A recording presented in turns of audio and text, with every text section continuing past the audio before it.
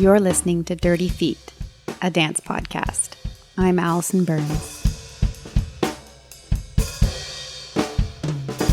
This week I have a return guest. I'm going to be speaking again with Sylvie Desrosiers, and this is because we had a great conversation about the School of Dance Contemporary program a little while back, but we didn't get to talk about her at all. And she is an artist in her own right and has a rich career history, and I wanted the opportunity to talk about that. So thank you again, Sylvie. Thank you.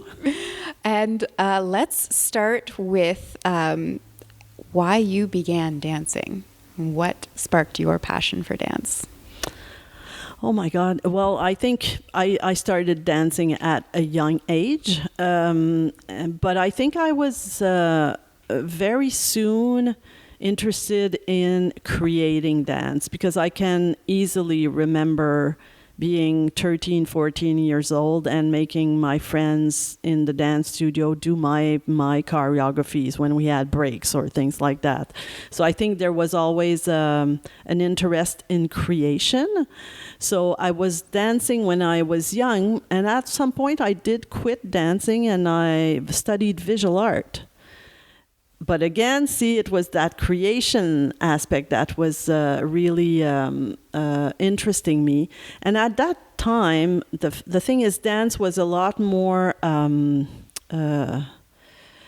were in the 70s, 80s dancing in unitards. And it's almost like the world I was dancing in was not the one interesting me, but it was going to be the next world of dance that would have been an interest to me.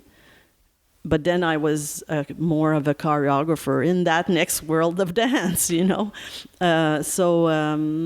So I did dance professionally a little bit, but I switched to concentrating on creating on others and with others quite soon after I started this career in dance. And you currently have Dorsal Dance, which is your own company that you are artistic director of.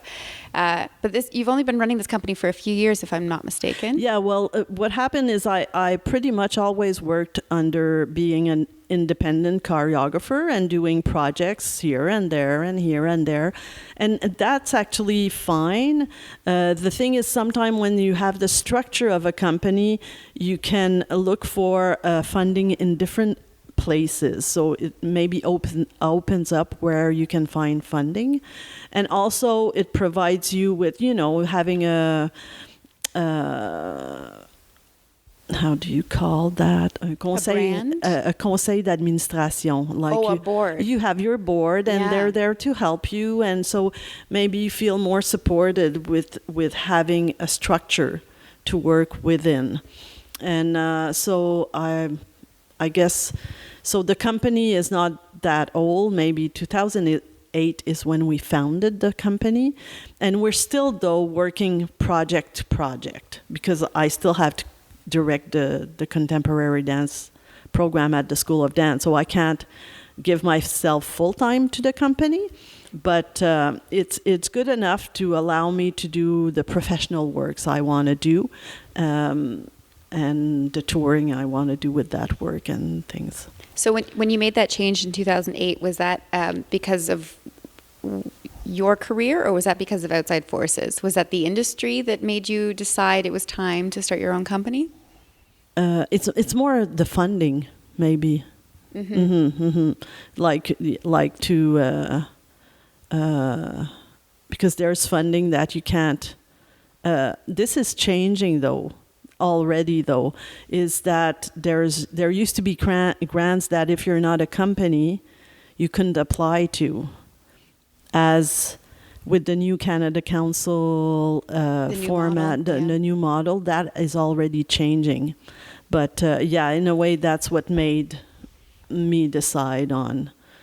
But there's also maybe having that, a name of a company instead of always the name of the choreographer, or, that's nice also to have to think about a company name. And so in that case, where did Dorsal come from? And then what does what does your branding look like? What do you feel like links your works together other than the fact that they are yours? Well, I think one of the thing is, first of all, dorsal has to do with the back and let's say the spine, but it's also the ridge in the ocean is dorsal, and in my work there is a lot of metaphor between humans and nature elements. And it's been, I have a piece that's called glass, which is ice. I have a piece that's called flow, which is waves. We have volte-face, which was a lot of the feeling of. I was inspired by the tsunami that happened in Japan. Yes. So I think I link in Douce Tourmente, the duet with Marc Boivin and Heidi Strauss, there's a lot of images of birds. So I do a lot of linking more earth feeling with the human soul. So I mixed the two, kind of thing. So that's why that name was working, because it mixed the body and the ocean. Mm-hmm. Excellent. It's a very satisfying answer. Sometimes it's harder to get a straight answer for that question. I'm wondering where each work starts then. Like, for example, with Heidi and Mark, did you start with birds or did you start with your cast? Whoa. I would say I started with the dancers. Well, actually, in the piece, there's the ideas of birds, but there's also the ideas of mountains and things like that. Because that piece is a lot of a journey through two people and what they have to live together. That piece, actually, interestingly enough, it's one of the pieces that was inspired at first by an event. And it's a friend of mine that died of cancer, and I spent a lot of time with them, the couple, as they were living through the last year of, knowing that you're going to die, and having children and how the children are dealing with that and all of that. So I think with Mark and Heidi, I had that image in my mind, which made me go into the images of mountains and birds. And so the fragility, the sturdiness, the having to rely on each other. And so there's a lot of images like that in that duet. But for sure, the journey is lived through the two performers. And I think for them also, they start the piece and they know they're like leaving for an hour, and it's going to be a journey, and things will change as it goes. One evening is never the same as the next one, Mm-hmm.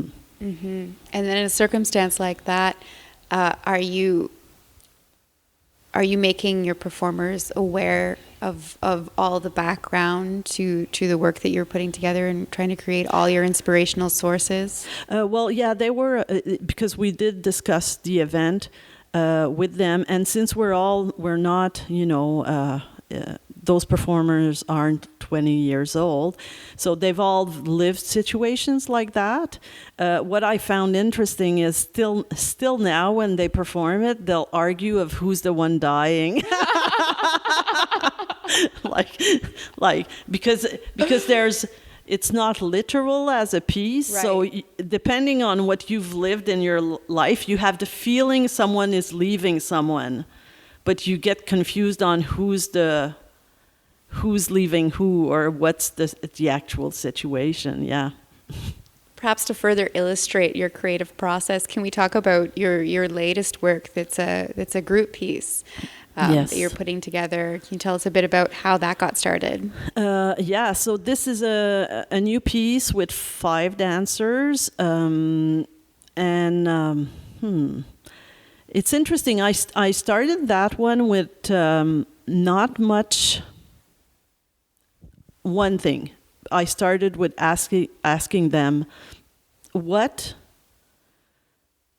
frustrates you in the universe we're in today. And I gave the example that for me, knowing that some people don't have food when other people's are making millions and millions of dollars and there's so much garbage, I can't understand that. I just can't. If a society lets that happen, it's ridiculous. You have human beings starving? Come on, So there's things like that where you go, where are we going with that? So that was my first question to them. And I had them create on this subject matter. And but then I also asked them what was their favorite flower. So I'm kind of working on that double side thing. Like there's things that are horrible in life, and then there's those so wonderful things that happen. And where do we fit in that? And how do we go from one feeling to the other? And how one thing hides from the other, or things like that. So that's where I'm going with that. But we've had only 2 weeks of creation now. We're starting a 2 weeks in March.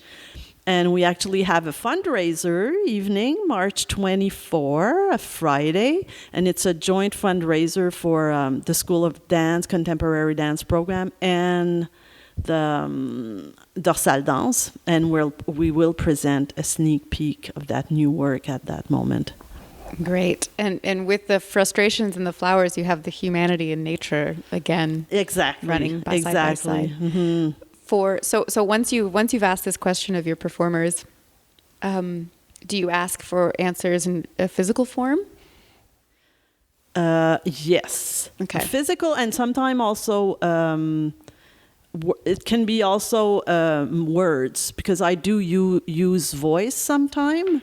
Like I didn't use voice in Mark and Heidi's piece, but it happens that I do use text.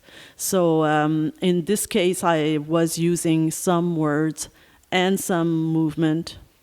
And yeah. Mm-hmm. Let's talk about some of the other work that you've done kind of since discovering that you were a creator to starting Dorsal Dance, that time in between as a independent choreographer. What kind of work were you getting and seeking? Well, it's interesting because at first, I think one big thing in the journey of a creator is maybe at first I was trying to tell stories, and eventually I kind of went blank on that, and I said, well, I'm going to see what my movement wants to say to me. So there was a series of work which actually was under a trilogie vestibulaire, which Lana Morton was dancing in there, and Yvonne Kutz danced there, and Tanya White.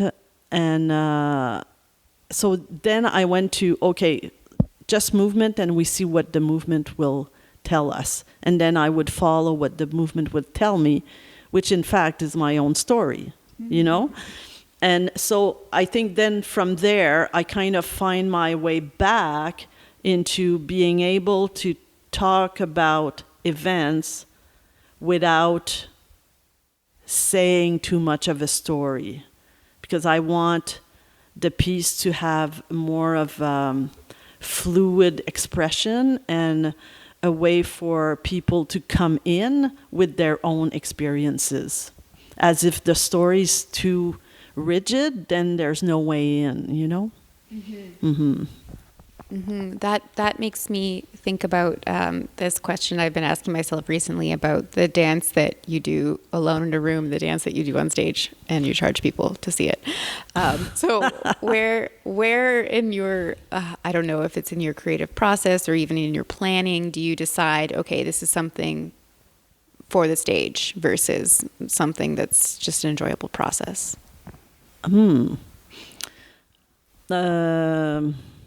Well, I think at some point when you start, I think it's good to always think that you're in your room and you're doing it for your own enjoyment and your own creative output. And then eventually, I think eventually the piece will tell you, I want to be a piece. You know, as things starts to gather together, then you feel, oh yeah, I know where that piece, you know, you can feel the piece wanting to form. And that's when I think that's when you get your composer involved and everything involved, because there's a sense of you will see where you're going. But I think at first it's important to not think too much about where you're going. When I was in high school here in Ottawa at Canterbury, you ended up actually choreographing for my graduating class. So this is something that you do every now and again, go into the arts high school and choreograph. How does that feel, choreographing with young, unprofessional dancers? It's very interesting because I used to do a lot of that. Like I remember when you were at Canterbury High School, like I would go maybe every 2 years and create a piece on the student there. And I did some for De La Salle, and I did a lot of creating on student. And then with the program, I stopped doing that because I was creating on the students here. Which I think one of the things is you go in the process with a different goal. And actually there, the goal is right away, this will go on stage. And so there's maybe less time for playing around, but you'll kind of try to get organized quicker into creating a piece where you can see all the students get challenges, but that they will succeed in facing those challenges. But I usually find it interesting because I love to see young people grow. And I think within a process with like high school student, they grow so quickly into the work, like it's amazing. But I actually went last year again to Canterbury, and I created a piece last year on the grade 11.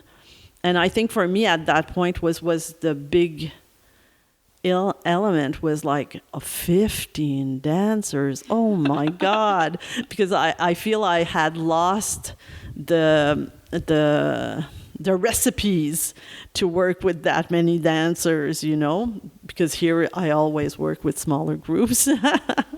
So let's take it up a tier and talk about the difference between choreographing on the pre-professional program at the School of Dance versus your professionals. So as both their teacher and their choreographer, do you approach the process differently? I have to admit, yes, a little bit, and maybe because I'm also the director of the program. So I know within the year, with the guest choreographers I have, the kind of work they'll be working on. And the guest choreographer, I ask them to always treat that like a process that they would normally have, you know?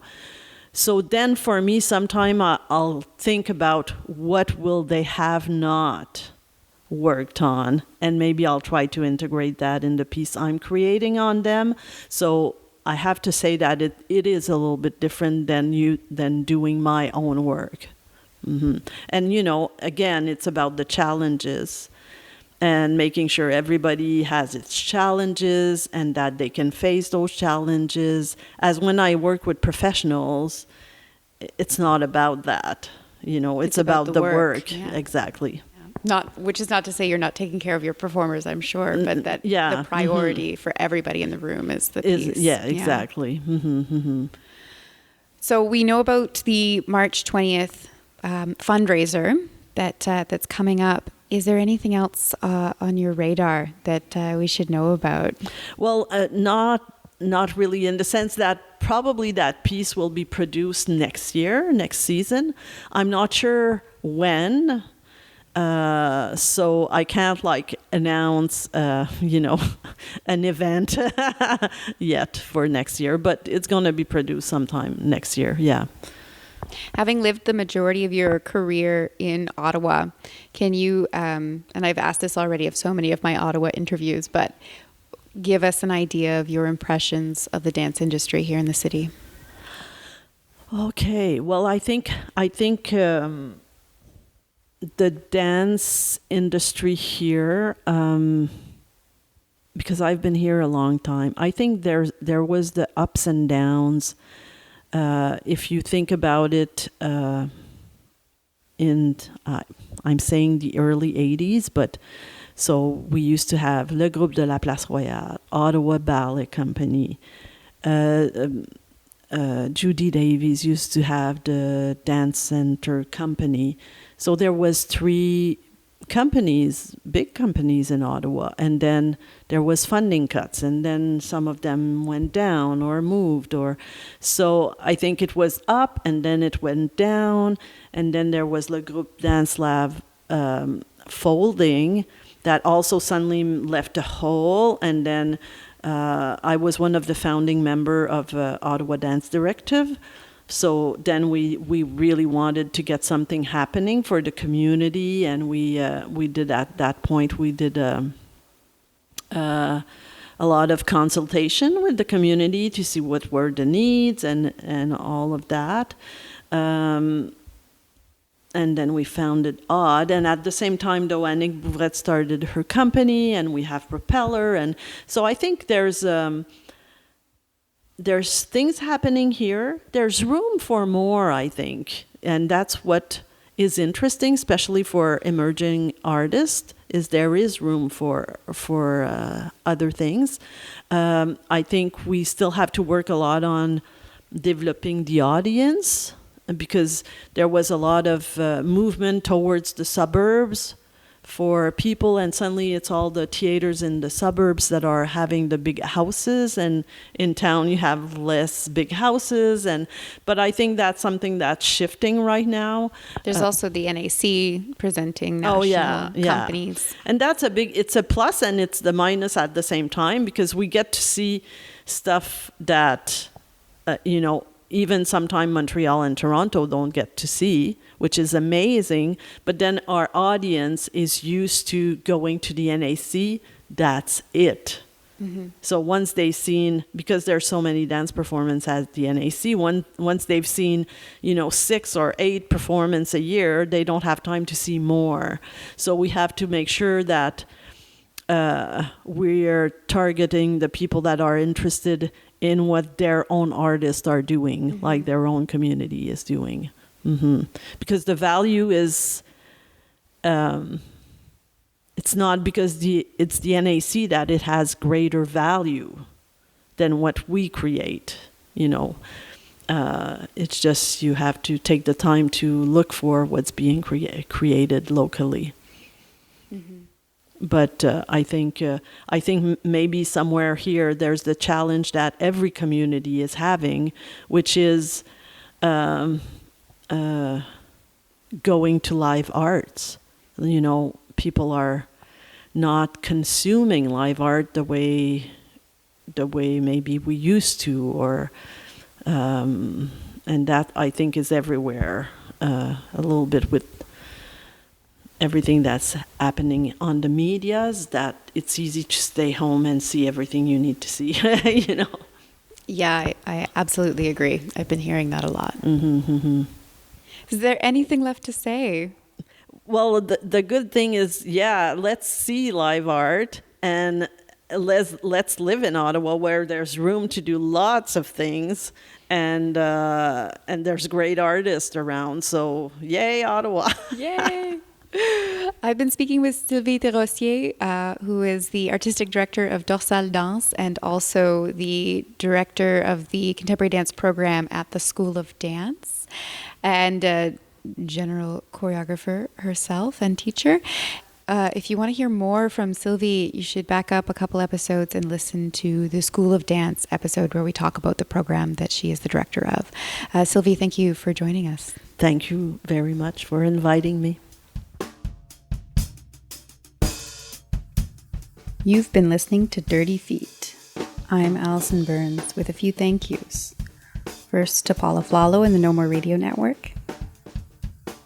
Also to Mainline Theatre and Montreal Improv Theatre. And to all present and past team members who can be found on our website, dirtyfeetpodcast.com. You can also find us on Facebook at Dirty Feet Podcast and follow us on Twitter at Dirty Dirty Feet.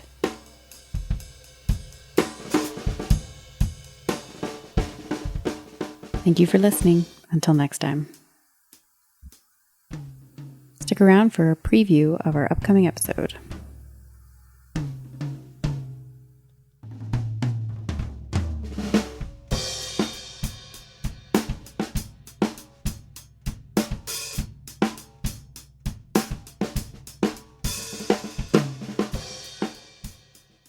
For me, and really I think for our Propeller community, integrated dance means that we're creating a space as a community of artists for people of all abilities to come together, have a space to learn, and have a space to create.